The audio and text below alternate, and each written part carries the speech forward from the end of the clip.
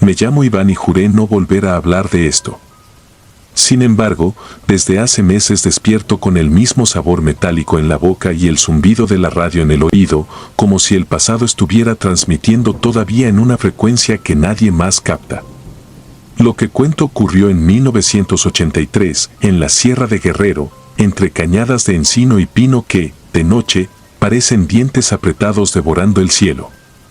Yo tenía 19 años y, aunque apenas era cabo, ya sabía que los silencios dicen más que cualquier reporte. Nos habían enviado con la consigna de vigilar rutas de paso que, decían, se usaban para mover armas y gente. Éramos 13 en el equipo, mandados por el sargento primero Pedraza, un hombre seco, de reloj adelantado y mirada que no rebotaba en nada. Nada de nombres, apellidos, rangos y horas. A cada cosa su palabra justa. G3 al hombro, mochila con lo mínimo, brújula, mapa laminado con ejes trazados a lápiz y la contraseña del día memorizada 2 veces.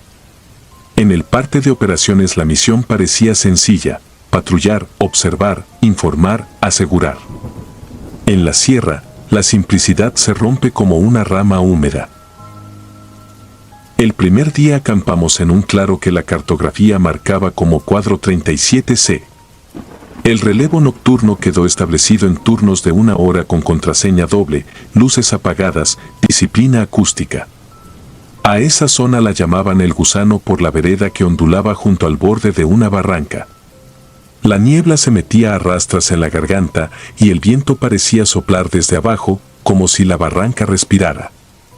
A las 3 de la mañana del segundo día oímos lo que tomamos por un venado, pisadas rápidas, quiebre de maleza, un jadeo húmedo que no iba con el paso.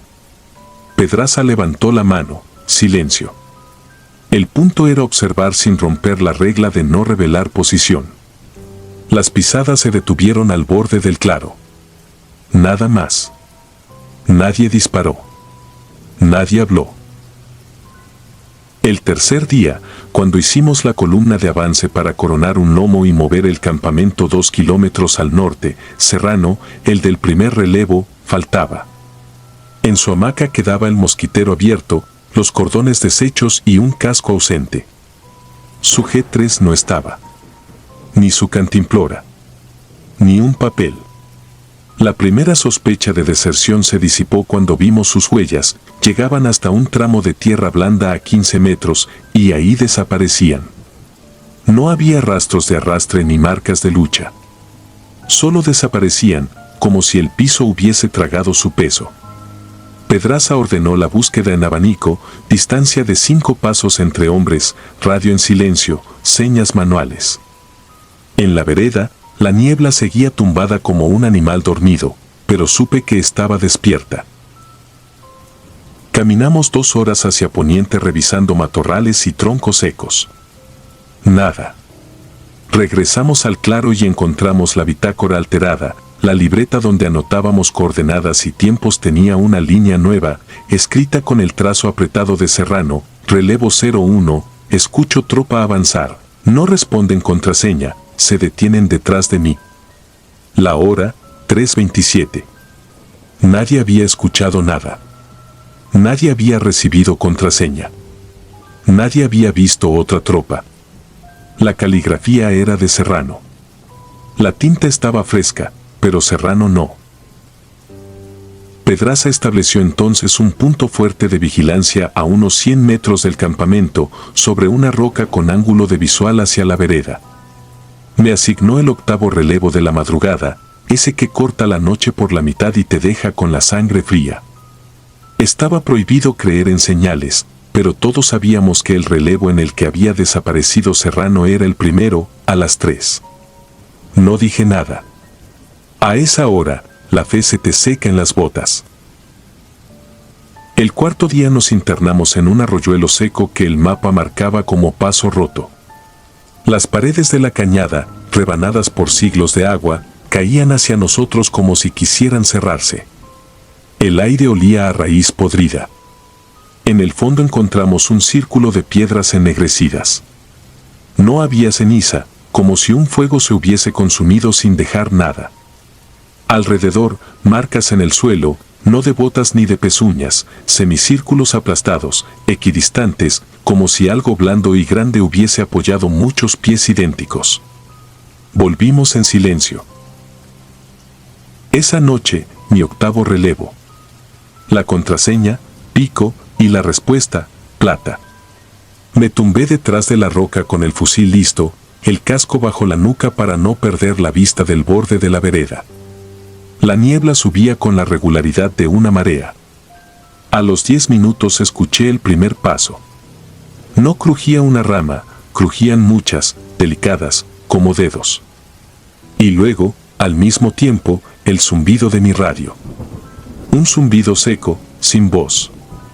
Lo apagué, lo encendí. El zumbido persistió, pero ahora no venía del radio, venía del barranco, como si algo transmitiera desde el vacío. Recordé la bitácora. Me pegué al suelo y repetí en la cabeza la contraseña. Esperé la respuesta. Plata. No contestaron. Lo dije otra vez, ya con el pecho apretado. Pico. Fue entonces cuando los vi, no sombras sueltas ni animales. Era una formación, como una columna que marchaba sin cuerpo por la vereda. No era humo, porque tapaba lo que había detrás, no era sólido, porque la luz de la luna, esa clara que solo existe a 1300 metros sobre el mar, atravesaba los bordes. Avanzaban con el compás exacto que nos enseñaban en el patio, 2 pasos, pausa, 2 pasos, pausa. Distancia regular. Altura regular. No se desviaban ni rozaban los troncos. Pasaban como si el monte se abriera para ellos. Y no tenían rostro, ni hombros, ni fusiles. Eran la idea de una tropa, el hueco que deja una fila de hombres cuando te la imaginas con los ojos cerrados. Sentí que el sudor me corría por la espalda como una hilera de insectos. Levanté un poco el fusil y apunté al primero. No disparé. Recordé la orden de Pedraza, recordé también algo que mi abuelo decía de los cerros: si no te llaman por tu nombre, no contestes. Nadie dijo mi nombre, pero oí un chasquido, como el de una bota ajustándose a 1 metro de mi oreja. Giré. No había nadie. Volví a mirar la vereda. La columna había desaparecido. A las 4 en punto, entregué el relevo sin informar lo visto. No sé por qué. Tal vez porque no quería darle forma a lo que había pasado. En el campamento, sin embargo, la bitácora estaba abierta sobre mi mochila. Nadie la había movido, y sin embargo estaba ahí, con una anotación nueva en tinta negra: relevo 08, tropa avanza sin contraseña. No responde. No dispara. La letra no era la mía, pero la hora sí. El 5.º día amaneció con el sol limpio, sin velo de nubes. Pensamos que la claridad nos devolvería el juicio. Caminamos hacia un caserío marcado en el mapa como San Mateo de la Cruz. Según los informes, hacía meses que no veían gente por ahí. Lo encontramos vacío. Las puertas, abiertas. Los comales, fríos, con tortillas duras como piedras. Un perro sin lengua bajo una mesa. En la pared de la capilla, colgando de un clavo, un rosario hecho con casquillos. En el altar, un casco idéntico al nuestro, con el apellido Serrano escrito por dentro con plumón húmedo. Eso fue lo peor, la tinta estaba húmeda. Pedraza lo tomó, lo metió en su morral y dijo solo: seguimos. A media tarde escuchamos tiros dispersos a lo lejos. No eran de cacería. Eran ritmos de combate, ráfagas cortas y pausas, y un grito de radio que el viento partió en 2. Subimos a un lomo para ganar línea de vista. Nada. El sonido venía de todos lados y de ninguno. Cuando oscureció, los tiros se callaron de golpe, como si alguien hubiese girado un interruptor. Bajamos al claro, clavamos las hamacas más juntas que de costumbre y duplicamos el relevo. A mí me tocó otra vez el 8.º. No quise mirar la vereda. Me senté de espaldas a la barranca, con la roca fría a mis costillas. No sé cuánto tiempo pasó hasta que el zumbido volvió. Esta vez traía palabras. Primero, un murmullo bajito, como de misa en latín. Después, nombres: Serrano, Rodríguez, Iván, yo. La brújula en mi muñeca empezó a girar sin sentido.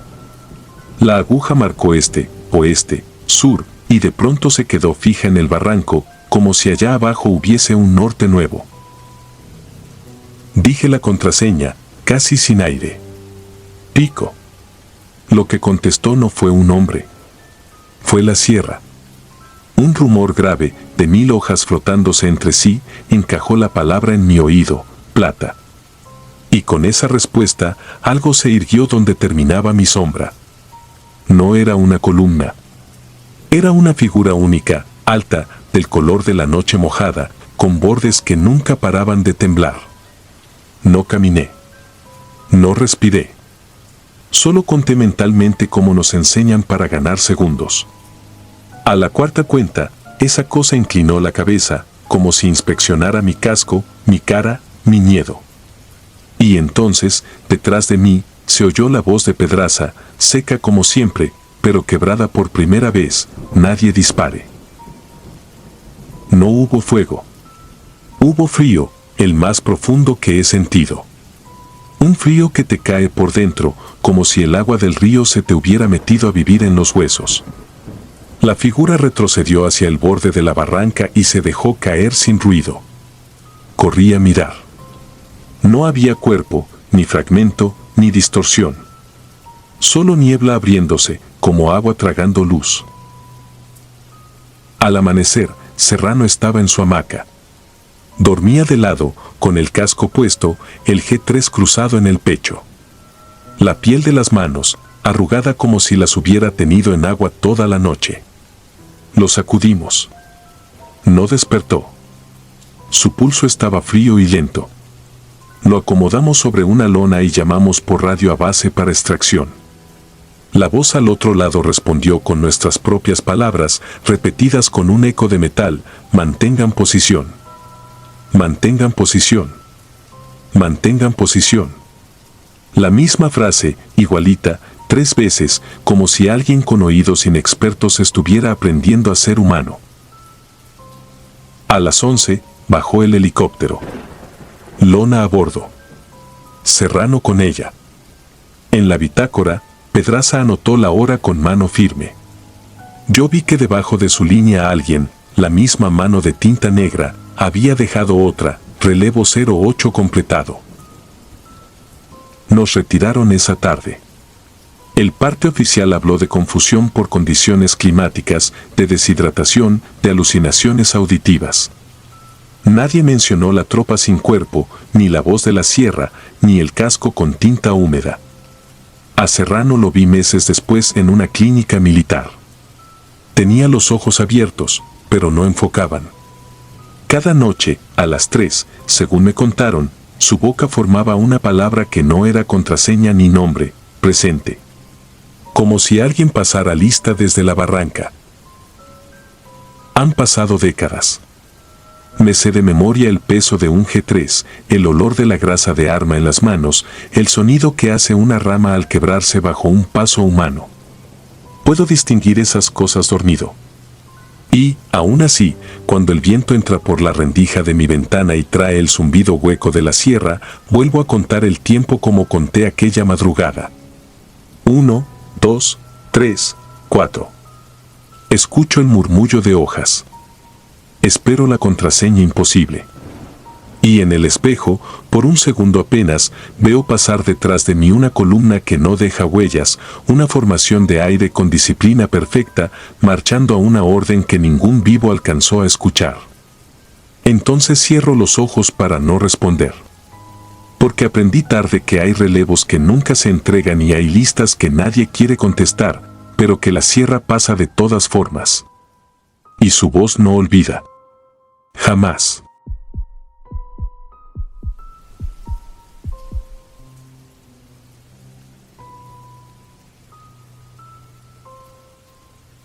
Me llamo Iván, en 1993 tenía 22 años y estaba adscrito a una compañía de fusileros en la sierra entre Linares y Iturbide, Nuevo León. El parte oficial decía que debíamos localizar a una funcionaria desaparecida, una coordinadora de programas de abasto, de apellido Cárdenas. La orden bajó sin foto, sin ficha, solo iniciales, un rango de tiempo y un mapa con 2 rutas marcadas con plumón rojo. A esa zona la última lluvia la había vuelto lodazal y carbón. En los pueblos quedaban paredes tiznadas, corrales vacíos, humo a madera verde. No era territorio de nadie, por eso era de todos. El capitán dijo que no habría contacto con prensa ni policía municipal. Que si alguien preguntaba, estábamos en un ejercicio de reconocimiento. A ninguno nos convenció, pero el uniforme te enseña a meter las dudas en la mochila y cargar con ellas. Éramos 12. Llevábamos 2 radios PRC, una brújula maltratada, 2 mapas de papel cebolla forrados con cinta transparente, un botiquín que parecía reliquia y las raciones frías que casi nadie se comía enteras. La noche, en esa sierra, no es negra, es espesa y tiene filo. Nos repartimos en cuñas por brechas sin nombre. En cada rancho que encontrábamos, puertas rotas, fogones aún tibios, huellas de llantas que subían a la loma y se desvanecían. El capitán dejó claro que no habría cateos con papeles. Se trataba de entrar, ver, salir. Repetimos esa secuencia tanto que dejó de parecer ilegal y empezó a parecer rutina. Los perros nos veían pasar y no ladraban, eso fue lo primero que me inquietó. Los perros siempre ladran a los desconocidos, salvo cuando la costumbre los ha hecho cómplices del silencio. La tercera noche dormimos en un arroyo seco. 2 de guardia, los demás en relevos de 2 horas. Yo no concilié. En la oscuridad, el oído crece como un órgano independiente, identifica metales, hojas, agua a 30 metros. A las 2:17 escuché el toque breve de una piedra contra otra, 3 veces. No era del monte, era de alguien que sabe que el eco llama. Toqué el hombro de mi compañero, levantamos las M16 y nos quedamos quietos. El capitán, a 2 metros, nos miró sin hablar. Esperamos. No pasó nada más. Al amanecer, la luz hizo visible una hilera de marcas en el barro, como si alguien hubiese arrastrado un costal pesado desde la vereda hasta una arboleda baja, en el borde, un pedazo de cinta de embalar, pegajosa aún. La primera señal rara llegó en forma de mujer. No la vimos acercarse, estaba ahí cuando nos reagrupamos en una calle de tierra. Falda azul desteñida, cabello recogido con una liga de hule, en la mano, una bolsa con pan. Se paró a 5 pasos y me miró como si ya me conociera. No pidió ayuda. Dijo, sin rodeos, que no siguiéramos al norte, que no buscáramos a nadie en los caseríos altos, que si teníamos familia la quisiéramos lejos. No dijo más. El capitán le pidió nombre. Ella se dio la vuelta como quien apaga una radio. No volvimos a verla. Avanzamos al norte.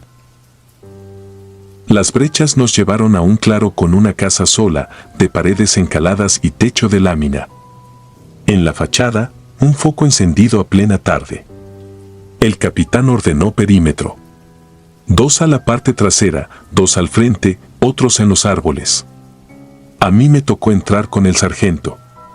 La puerta se dio con un empujón mínimo, olía a polvo y azúcar. No había muebles, salvo una mesa ligera y una silla baja, en una esquina, un altar de bulto con un Cristo sin brazos, polvoriento. No había huellas de tierra sobre el piso, aunque entramos con botas marcadas de lodo. Eso me puso rígido. Apreté el fusil con una gana de romperlo. El sargento caminó al centro, yo avancé 2 pasos y sentí, bajo la suela, un resorte leve. No fue un clic, fue una vibración que viajó por la bota y se instaló en la rodilla. Me quedé inmóvil. Avisé.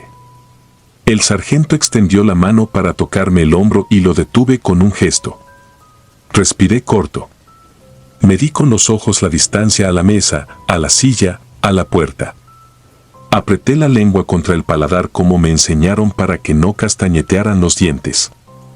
Afuera se escuchó un silbido, como el de un pájaro que no existe. El capitán entró sin ruido. Se agachó junto a mi bota. Deslizó un cuchillo por la tierra apisonada, palpó borde, buscó cable. Me dijo que no moviera el talón, que apoyara el peso en los metatarsos. Yo obedecí. El sudor bajaba por la espalda como si alguien me hubiese derramado agua tibia. Pasó 1 minuto, o 5, o 15.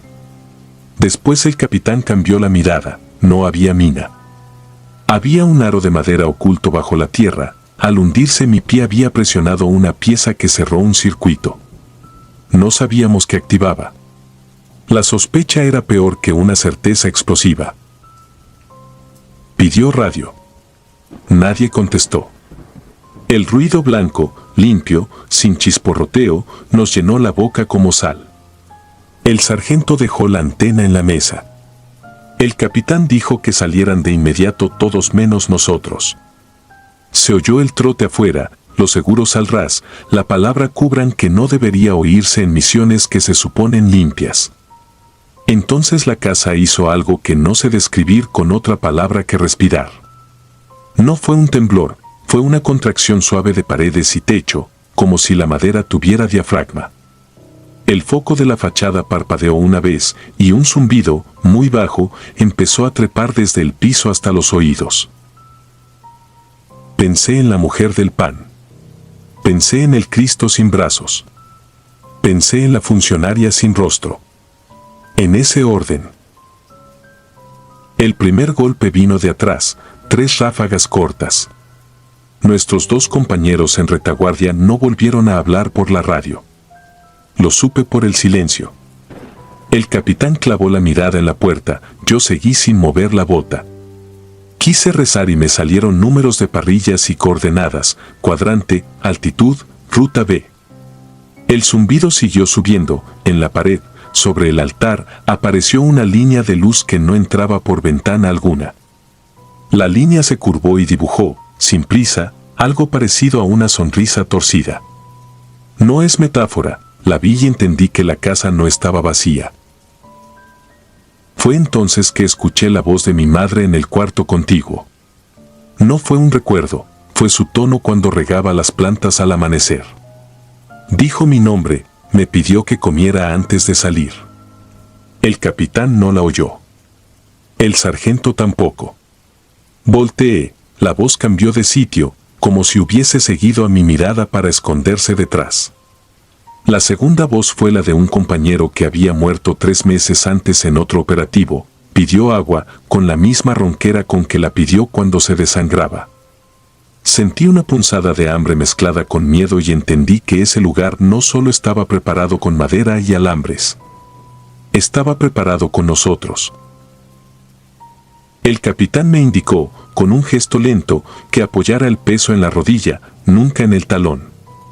Metió bajo mi bota el cuchillo, buscó el aro, lo sentí resbalar. La tierra crujió apenas. En ese instante entró un hombre vestido de negro hasta las pestañas, no corrió, avanzó como quien ya ganó. Traía una escopeta corta. No apretó el gatillo. Se plantó a 2 metros y me miró sin ojos. En la mesa, el radio, mudo. En la pared, la sonrisa de luz. Nadie habló. El hombre dejó la escopeta en el suelo, despacio, como si supiera que cualquier golpe, por mínimo, cerraría un interruptor.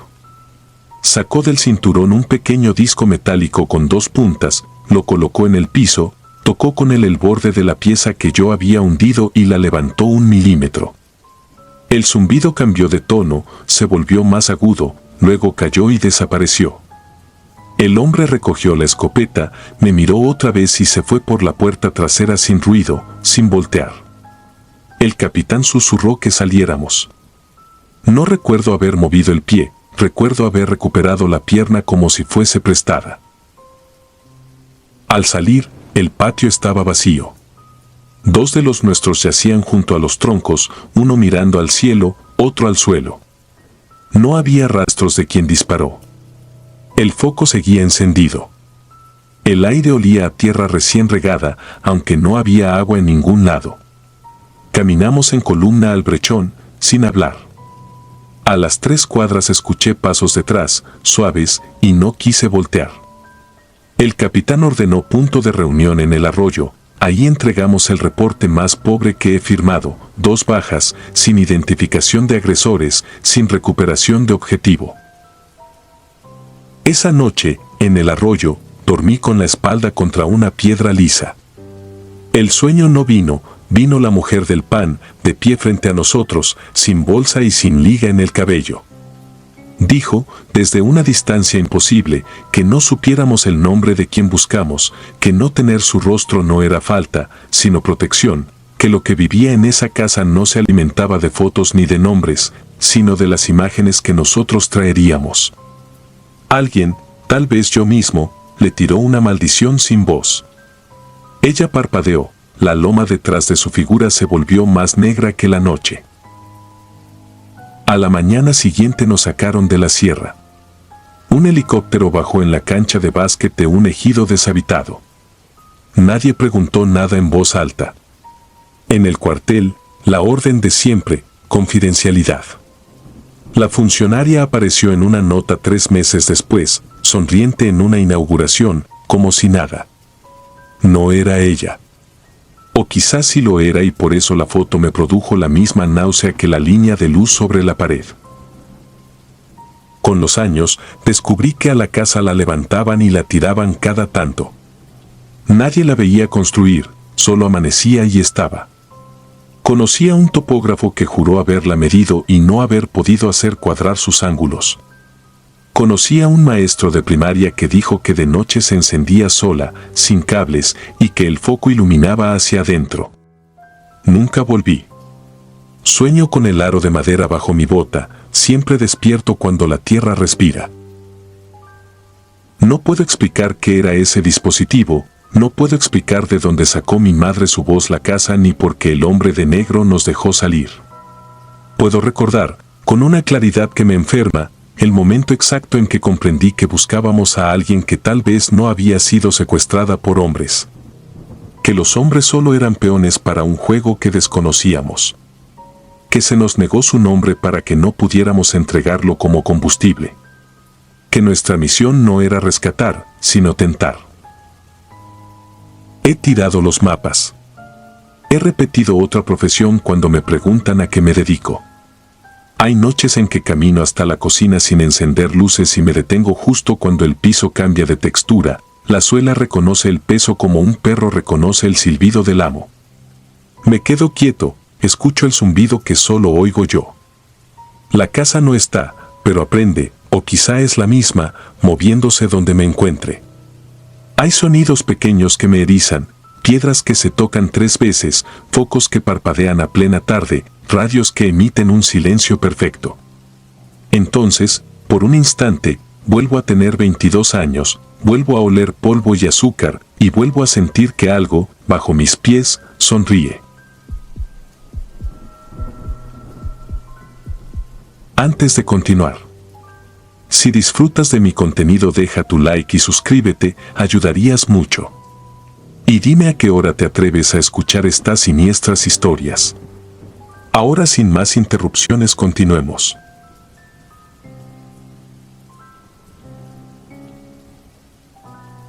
Soy militar y, como cualquiera en este oficio, he tenido misiones que me han dejado sin dormir durante semanas. El cuerpo se acostumbra al hambre, a la sed y a los golpes, pero hay cosas que no se superan nunca, heridas que no se ven y que carcomen desde dentro. Esta es una de esas historias. Fue en el año 2007, cuando regresaba de prestar apoyo en otro país. Pensaba reencontrarme con mis compañeros de siempre, tomar un respiro, pero no hubo descanso.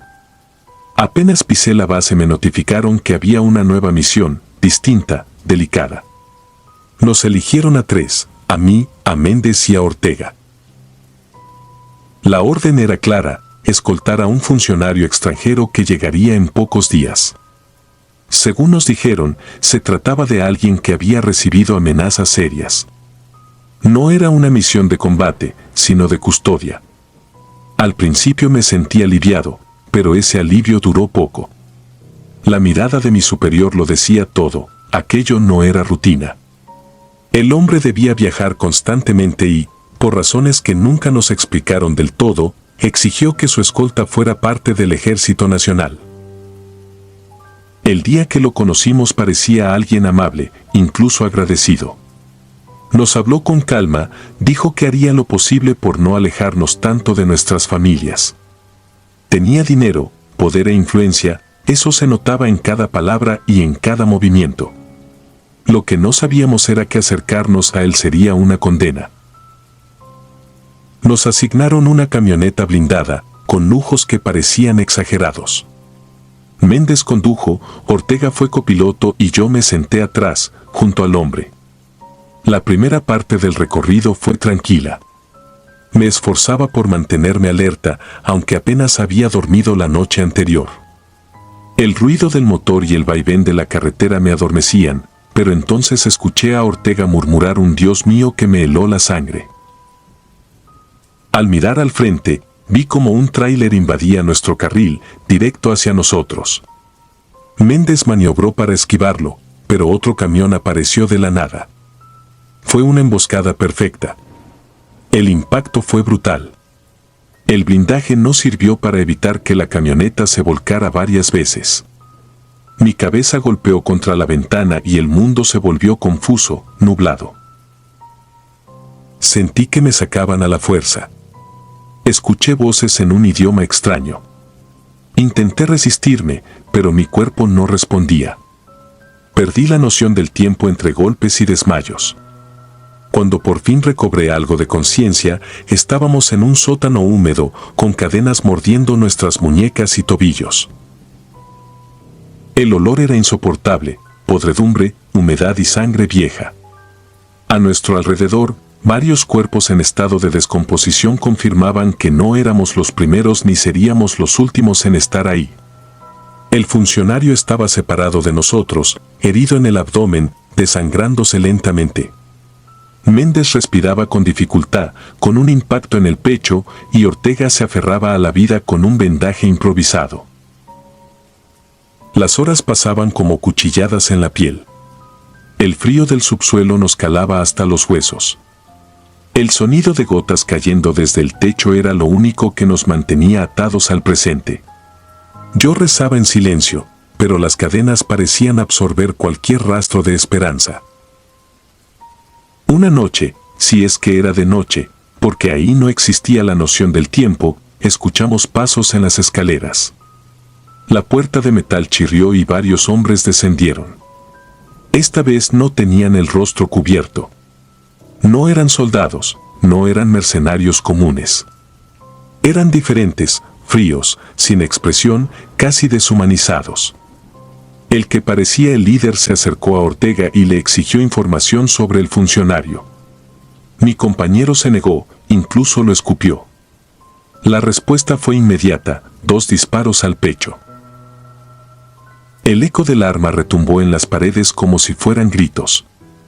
El cuerpo de Ortega cayó pesado, inerte. La sangre se mezcló con el agua estancada del piso. Quise gritar, pero no salió sonido de mi garganta. Sentí la impotencia más grande de mi vida. Méndez, herido y con la respiración entrecortada, no soportó la presión. Cuando lo interrogaron, balbuceó que no sabía nada, que apenas nos habían asignado la misión. Lo vi suplicar, llorar, prometer.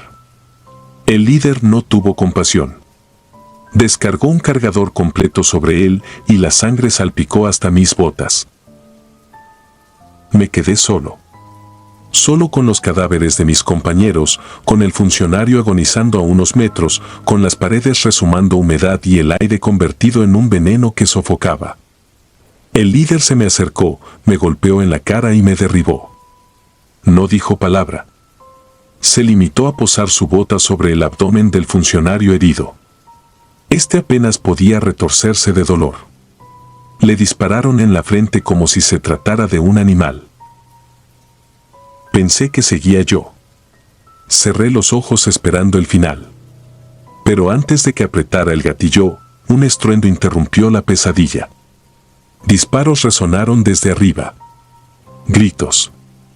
Explosiones de granadas aturdidoras. Los secuestradores corrieron hacia la puerta, pero apenas la abrieron fueron abatidos por ráfagas de fusil. El ejército había encontrado el lugar. Me rescataron a tiempo, pero demasiado tarde para los demás. Me sacaron a rastras de aquel sótano convertido en cementerio clandestino. Vi cómo apilaban los cuerpos de mis compañeros en camillas cubiertas con sábanas. No pude llorar. Ni siquiera tuve fuerzas para despedirme. Han pasado los años y todavía siento el frío de esas paredes húmedas. A veces sueño con el olor a carne podrida, con los ojos abiertos de Ortega, con los gritos ahogados de Méndez. Sé que debería sentir alivio por haber sobrevivido, pero lo único que cargo es culpa. Culpa por no haber muerto con ellos, culpa por no haber podido salvar a nadie. Dicen que el ejército rescató apenas a uno de los nuestros. Yo soy ese uno. Y aunque sigo respirando, la verdad es que en ese sótano mi vida terminó junto con la de mis hermanos de armas. Porque algunos sobrevivientes no regresan vivos, solo caminan cargando fantasmas.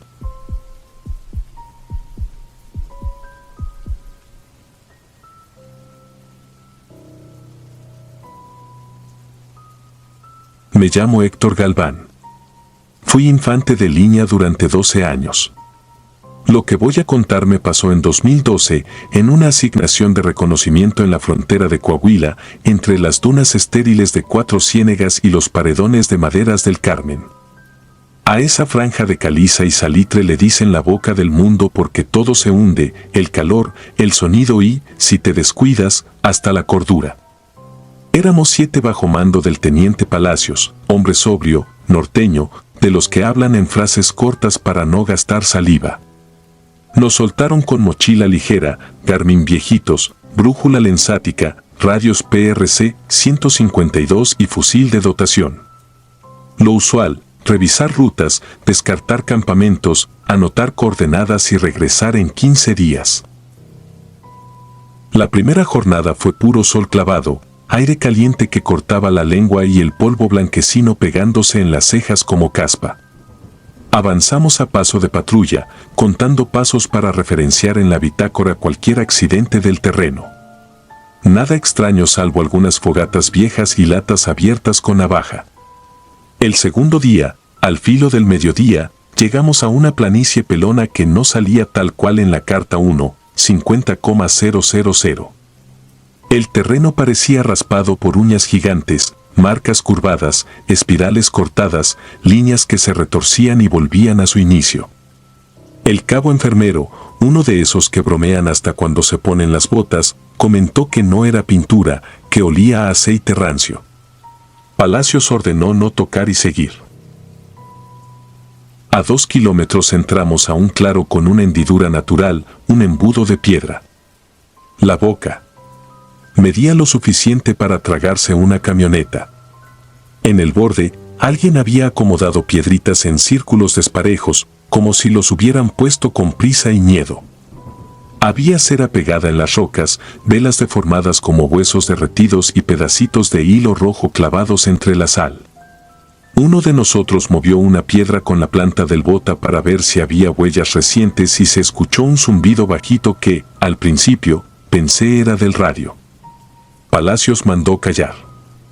El zumbido no venía del radio, venía de adentro de la boca, desde lo hondo, como si una abeja estuviera atrapada en una botella enorme.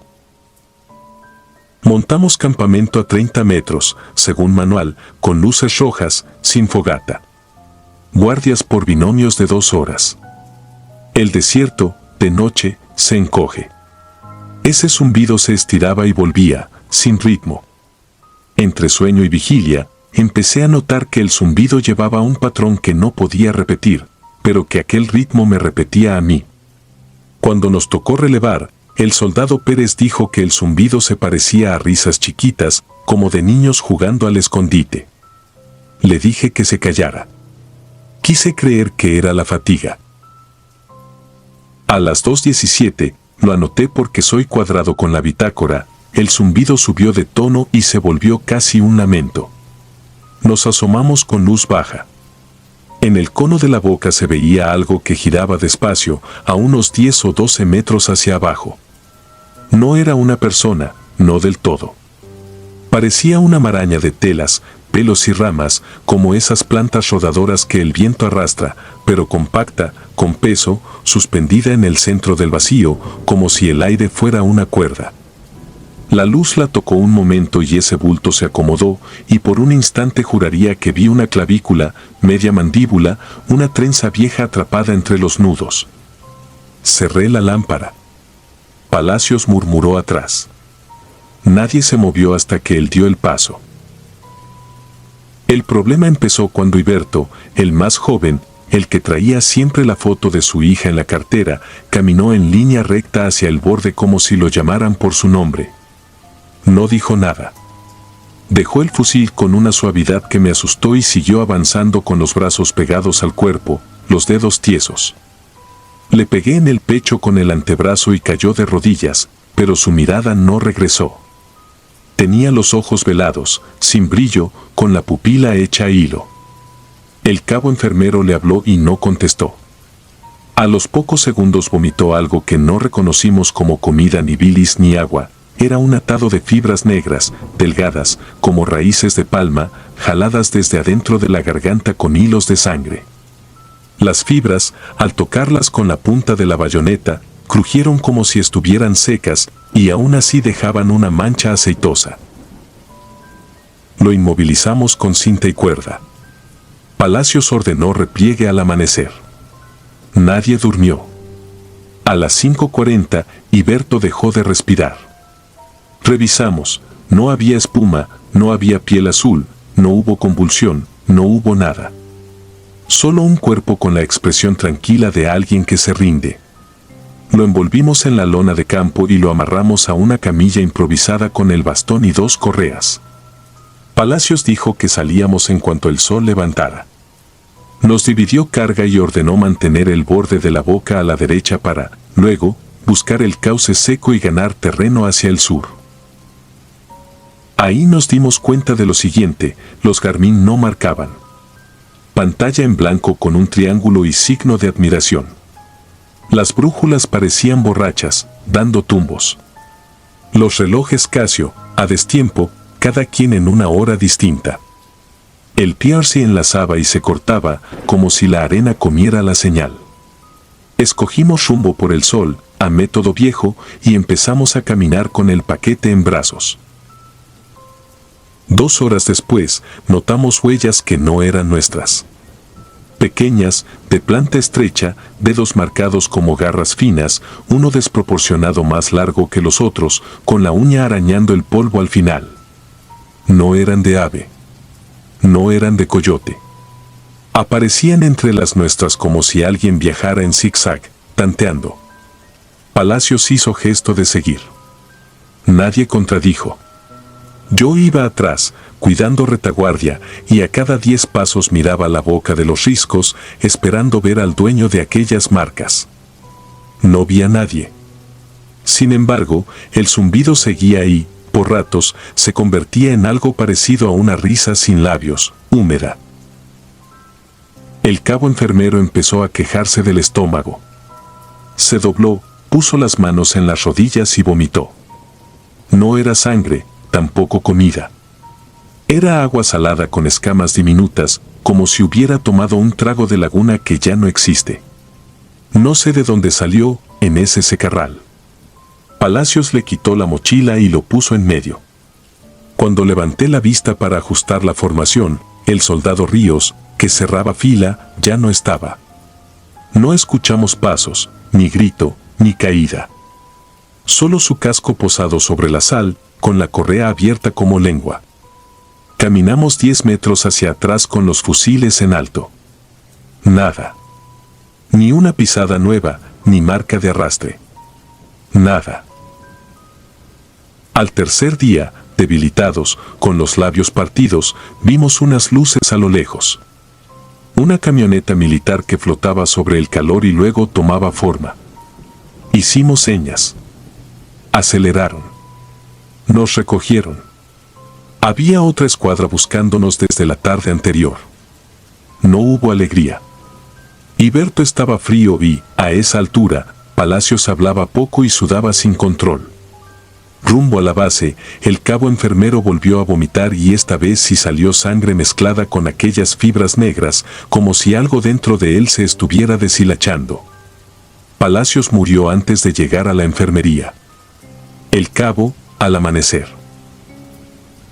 A mí me valoraron y me dieron descanso. Biometría normal, presión normal. El médico militar me dijo que era estrés acumulado. Afirmé con la cabeza. Desde esa salida, cada luna nueva me levanto con un salpullido que me quema el cuello, como si me colgaran hilos invisibles. No lo conté en el parte. Nadie quiere oír esas cosas en un cuartel. Lo que vino después me lo contaron por fuera, y lo poco que pude comprobar lo hice con ojos prestados. En 48 horas murieron otros elementos de náuseas, paros súbitos, dolores que le cerraban el pecho sin explicación. No hubo tiros, no hubo enfrentamiento, no hubo rastro de veneno. A uno lo encontraron sentado en una litera, con una expresión de alivio extraño, como si le hubieran retirado un peso del cráneo. A otro lo sorprendieron hablando solo en la regadera, repitiendo una secuencia de números que no correspondía a coordenadas ni claves ni a nada conocido. Eran pasos contados, como los que uno hace para medir el terreno, pero dichas al revés, restando. Cuando lo tocaron, se vino abajo como un costal. Intenté regresar a esa parte del mapa con mi mente, repasar cada decisión, cada giro. Hay cosas que recuerdo con obsesión: el olor a aceite rancio en las marcas, la textura seca de las fibras, el sonido que no era del radio, las huellas que no pertenecían a nadie. También me acuerdo de algo que no dije en el informe: la maraña suspendida en la boca. Cuando la vi de reojo, parecía organizarse al ritmo de nuestra respiración.